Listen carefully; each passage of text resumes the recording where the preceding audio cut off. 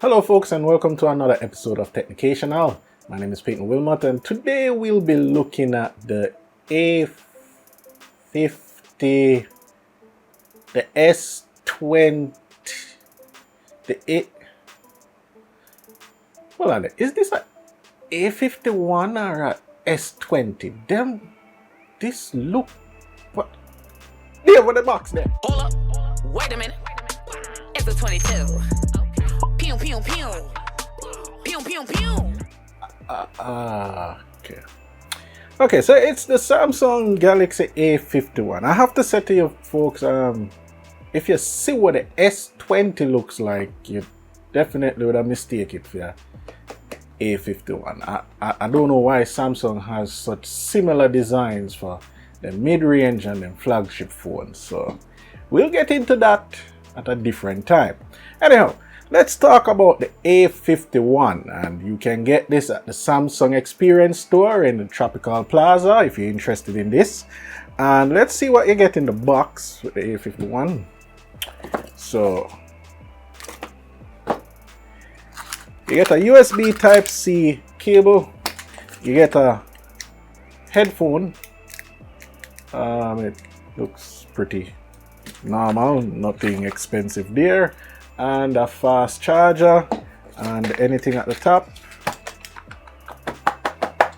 There's usually a case here.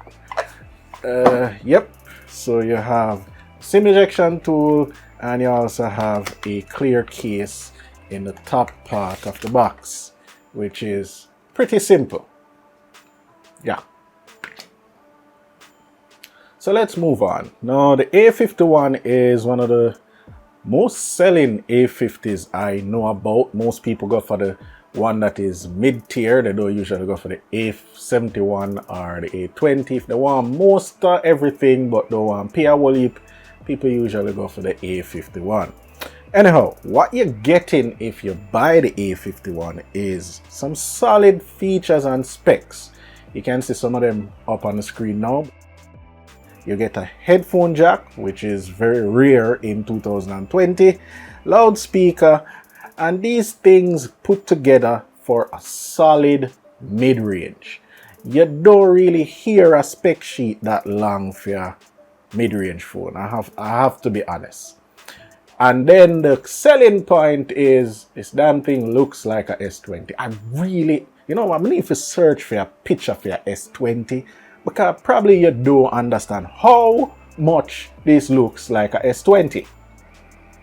Let's talk about performance, and I have to say, people, the A51 is a champ in the performance category. I can just imagine what the A71 can do, but when it comes to performance, the fingerprint scanner is better than last time on the A50, much better. And when you go in between apps, you rarely find apps that are actually closed and has to be refreshed out of the task manager. It's already there, stored in the background, that you can go to it.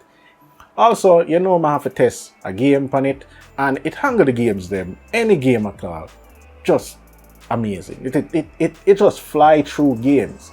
It's like this thing is supposed to have a mid-range price, but a high performance budget? No. It's like it would have a mid-range price, but it comes in as a high-end phone in the performance category. Yeah, that need a look for. Yeah, that works. Yeah, so some of the games I'm actually test out on it is like Bleach, King of Fighters, All-Star, CSR Racing, and all of these things just look good and function great, just great.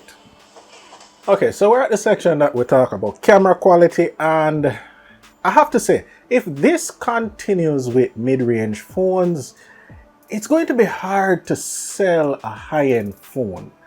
I'm realizing that most mid-range phones come with solid camera and camera features these days that either are just as good as a high-end phone, and in some instance even better.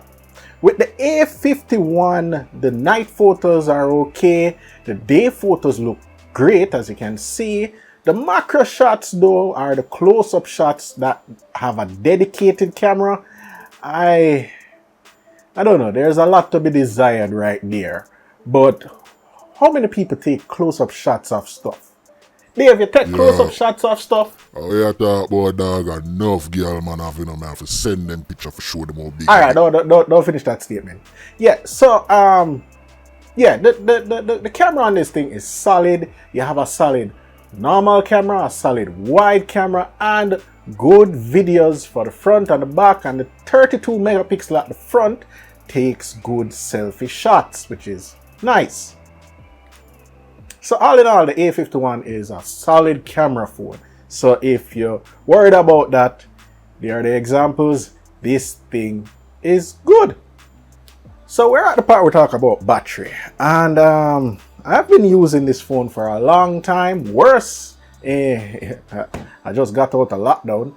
I had this phone for over 2-3 weeks, and it was my daily driver. And what I keep seeing happening is that it would outlast my S10 Plus by a good 4 or 5 hours.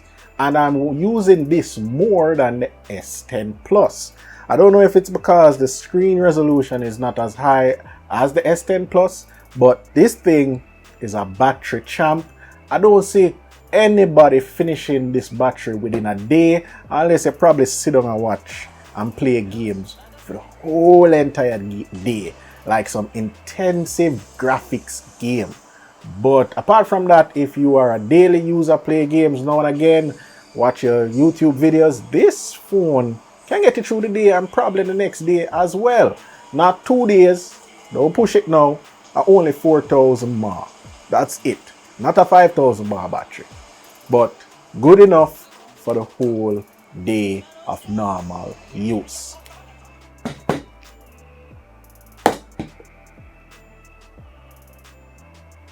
What's my final thought on the A51, even coming from a very high-end phone?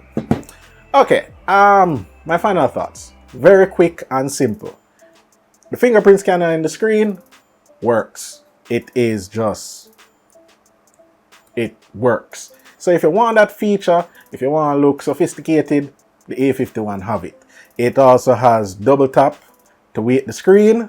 It also has even the sidebars that high-end phones have, like the S10 or the S10 Plus, where you swipe from the edge and you bring up the bar at the side. It even has that feature. It has almost all the features that you would find on a high-end Samsung phone. Almost, not all.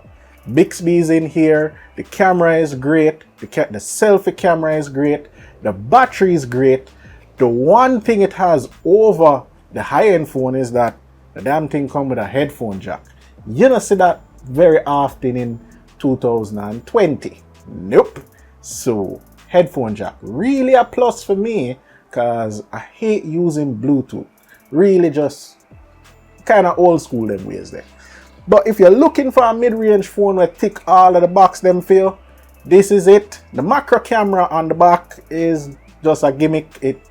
I don't see why people would actually take close-up photos of Dave. Shut up, please.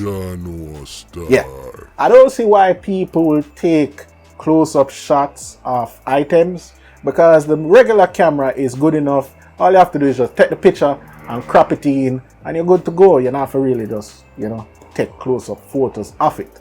But all in all, great camera, great battery, great sound out of the speakers, and I have to show you this. The screen on this thing is beautiful for a mid-range phone. Let me just show you one movie. So I have to say, this phone, solid buy. If you're interested in it, you can check it out at the Samsung Experience Store in the Tropical Plaza. The link is in the description, and you can see their numbers that you can contact them right there. And for everybody, drop a like if you like the video. If you don't like the video, you can just put a thumbs down and tell your friends about the channel and tell your friends to subscribe as well. I am back doing videos and me can move out of my house. Me can actually do videos again.